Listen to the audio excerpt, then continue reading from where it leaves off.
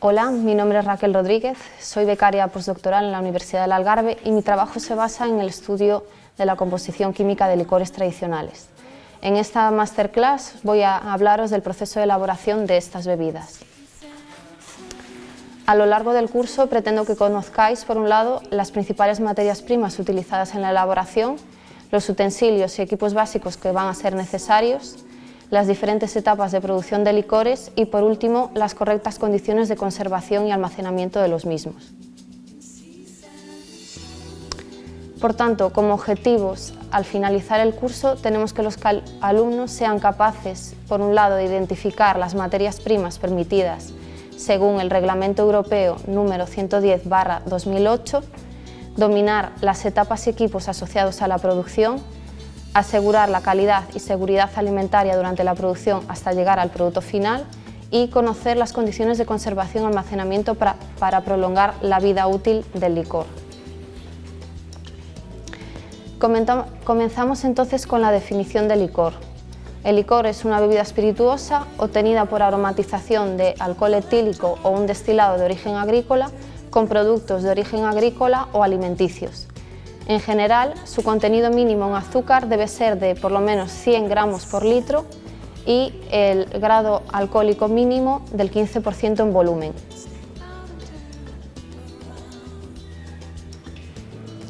Por tanto, en la composición de un licor participan principalmente 4 ingredientes: los aromas o productos de origen agrícola o alimenticio, los que vamos a llamar sustancias aromatizantes, el edulcorante, el agua y el alcohol etílico o destilado de origen agrícola.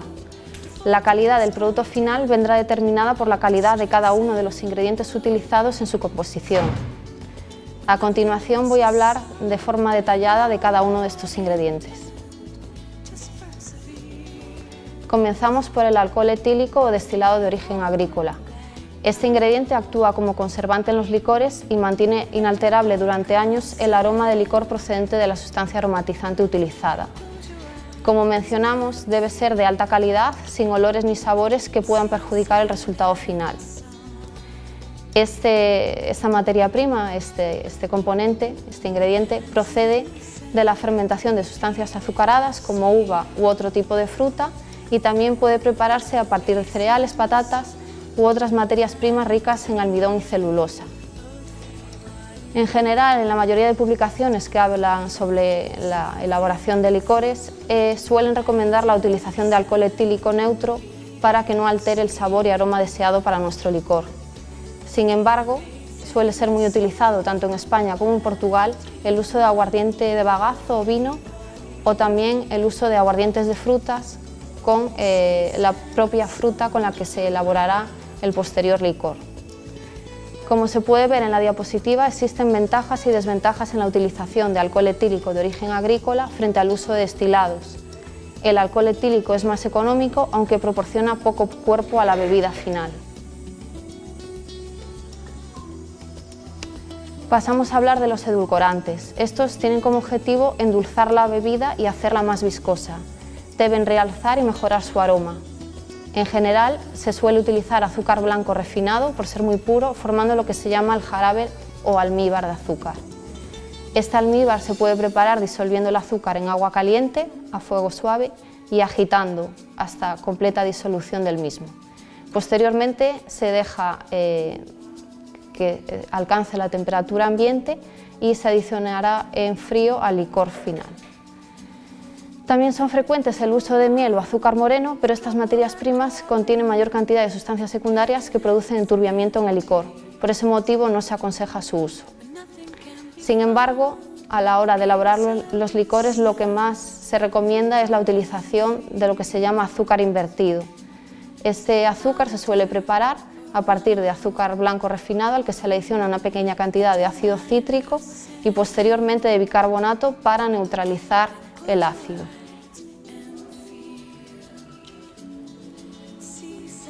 En la transparencia pueden ver algunos ejemplos de productos de origen agrícola o productos alimenticios, aromas y colorantes utilizados en la elaboración de los licores. La elección de unas materias primas u otras, así como las cantidades utilizadas, dependerán de las preferencias y resultados obtenidos. La Directiva 88/388/CE, en el artículo 1, apartado 2, letra A, especifica qué se entienden por estas sustancias aromáticas y también establece las cantidades máximas permitidas para ciertos compuestos que puedan estar presentes en dichos aromas. Las plantas aromáticas son una de las materias primas más utilizadas como aromatizantes y de las más antiguas en la elaboración de licores. En el caso de la fruta, esta puede utilizarse directamente o en zumo mediante maceración con el alcohol. Relativamente a los colorantes, serán permitidos los que aparecen en la lista positiva de la Directiva 94/36/CE y estos serán utilizados para, por un lado, reforzar colores ya presentes en la bebida y aportados por las materias primas, o para recuperar el color perdido cuando han sufrido una degradación durante la elaboración. El agua será utilizada para ajustar la graduación alcohólica hasta obtener la requerida. Esta calidad del agua debe atenerse a las directivas que pueden ver en la diapositiva. Su adición no debe cambiar la naturaleza del producto y es importante que sea lo más pura posible, sin ningún tipo de gusto, aroma o color. Idealmente deben utilizarse aguas blandas, preferiblemente agua destilada para consumo humano. Esta puede utilizarse directamente o mediante la preparación del jarabe de azúcar que ya mencionamos previamente. A continuación vamos a ver las diferentes etapas utilizadas en la preparación de un licor. Aunque se refiere a un proceso industrial, muchos de los pasos son utilizados también a pequeña escala. Entre ellos están el tratamiento de la sustancia aromatizante, la adición de alcohol etílico, la adición del edulcorante y el filtrado, y finalmente la maduración, embotellado y almacenamiento del licor. Comenzaríamos con la recepción de la sustancia aromatizante. Una vez llega la materia prima, esta debe pesarse y en el caso de no utilizarla en el momento, debe almacenarse en las oportunas condiciones hasta ser utilizada. En el caso de la fruta, probablemente necesite refrigeración entre 5 y 12 grados, dependiendo del tipo de fruta, y si esto no es posible, al menos debe almacenarse en un lugar seco, ventilado y fresco, al resguardo de roedores e insectos.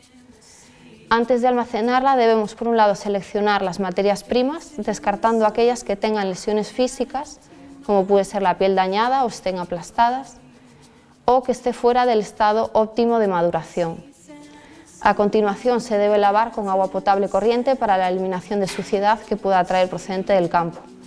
Después de este prelavado se debe proceder a la inmersión durante unos entre 20 y 30 minutos en agua clorada de unos 50 a 100 miligramos por litro de cloro libre, y esta disolución clorada debe cambiarse con frecuencia.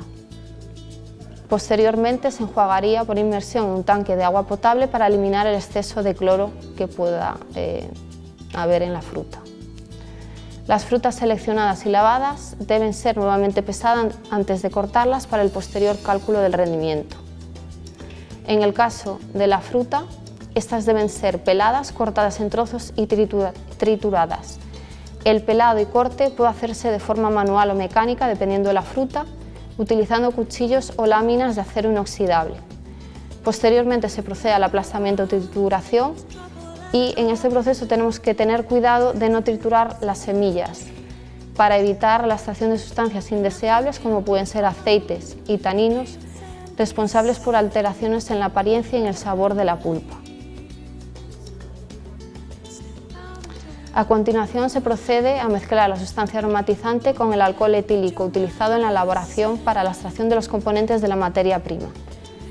Para ello existen diferentes métodos de extracción, como pueden ver en la diapositiva, como es el caso de la destilación, la infusión, la maceración, la percolación o la mezcla con esencias. La utilización de uno u otro método dependerá del aromatizante utilizado o de las características que queremos dar al producto final.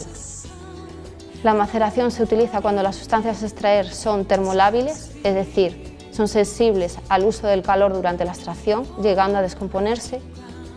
Y por el contrario, en el caso de la infusión, se puede favorecer la extracción de componentes por aplicación de la temperatura y reduciendo así el tiempo de extracción. La infusión y la destilación son muy habituales cuando utilizamos plantas aromáticas como aromatizantes. Los licores en los que se utilice la pulpa del fruto es común la técnica de maceración y se debe dejar macerando unas 2 semanas, mientras que los licores hechos con piel como la de limón será necesario al menos un mes. Se requiere agitación diaria para promover la extracción de los componentes al alcohol. También es cada vez más frecuente el uso de esencias para elaborar licores, principalmente a nivel industrial. Pasado el tiempo de extracción, se procederá entonces a transferir el líquido sobrenadante, lo que vamos a llamar licor primario, a un nuevo depósito, y las borras o los desperdicios que queden en la parte inferior de este tanque se transferirán a tanques de menor volumen para una nueva decantación.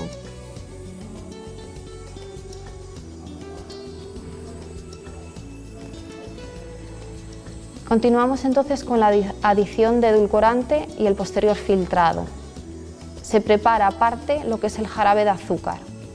Para ello, como ya mencioné previamente en la elaboración de los ingredientes, en este caso utilizaríamos una solución de agua con azúcar. En función de la concentración final del alcohol deseada, serán las oportunas mezclas de jarabe de azúcar y licor primario. Después se mezclaría bien y se dejaría en reposo. Se mantiene en reposo el licor primario azucarado durante al menos unos 15 días para que tenga lugar la incorporación del azúcar al licor y la sedimentación de partículas. Tras el reposo se transferiría el líquido sobrenadante, lo que vamos a llamar licor secundario, para otro tanque.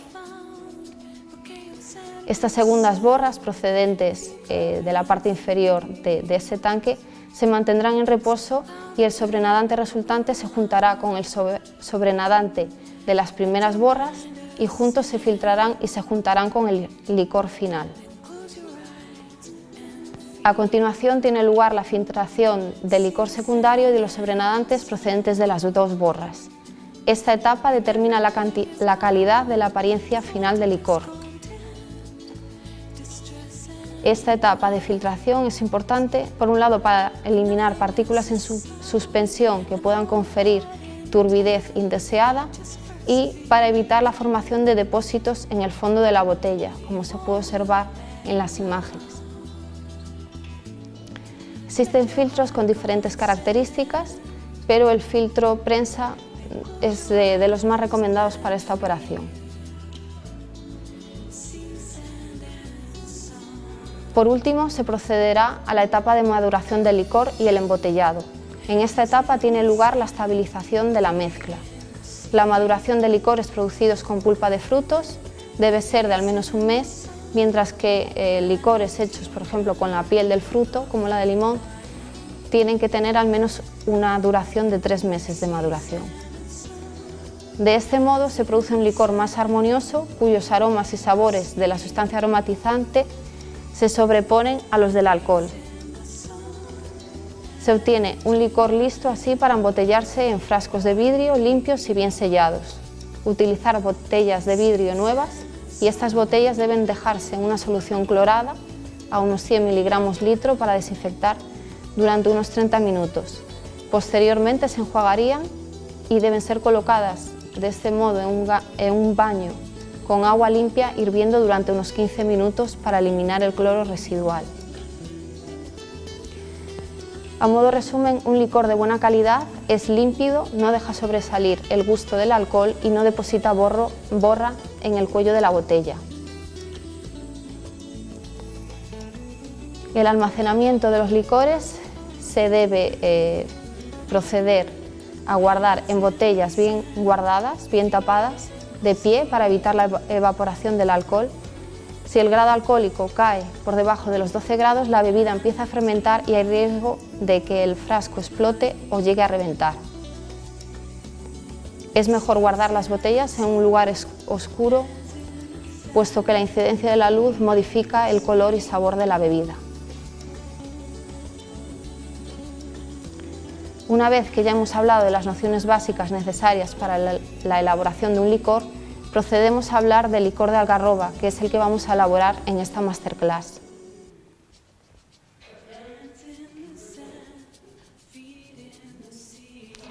Este es un licor ampliamente extendido en toda la cuenca mediterránea y principalmente los principales países productores de algarroba, como son Portugal, España e Italia.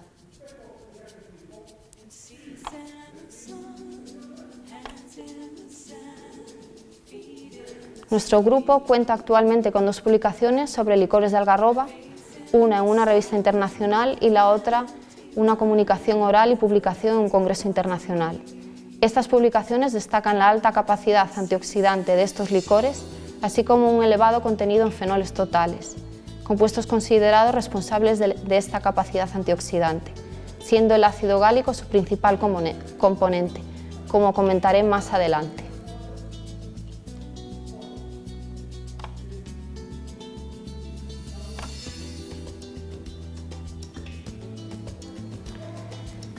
El licor que vamos a elaborar es a partir de trozos de algarroba tostada, aunque en la elaboración de este licor también es muy frecuente la utilización de harina de algarrobo. Para el procesado de la algarroba tenemos en primer lugar que tiene lugar el descarte de aquellas vainas de algarroba procedentes del campo que no cumplan con las características adecuadas para su elaboración, como pueden ser frutos de baja calidad debido a las picadas de insectos o vainas poco maduras o demasiado maduras. Una vez tenemos seleccionadas las vainas de calidad, se procede a su lavado y posterior secado a 40 grados centígrados. A continuación se separan las semillas de la pulpa y los trozos resultantes de pulpa se tuestan a la temperatura que se quiera para alcanzar ciertas condiciones organolépticas. Durante este tostado, las reacciones de caramelización y Maillard favorecen la formación de una serie de compuestos químicos como furanos, ésteres y pirroles que dan aromas similares al cacao. Posteriormente, para la formación de la harina, tenemos que los trozos de algarroba tostados se someten a molienda. El sólido molido se pasa por un tamiz hasta obtener el tamaño de partícula deseado.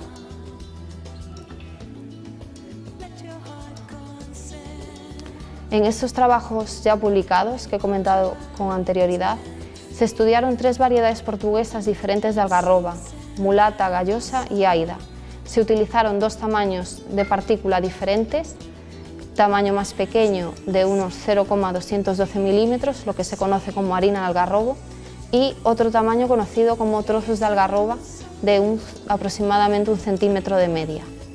Además, se trabajó con 3 tostados diferentes: la muestra sin tostar, tostada a 120 grados y a 150 grados. Cada muestra de algarroba se mezcló con aguardiente de higo y posteriormente se filtró para adicionar el jarabe de azúcar y producir el correspondiente licor, que se puede ver en la imagen de la derecha. Estos aguardientes son de los más utilizados en el Algarve para la producción de licores debido a su bajo coste.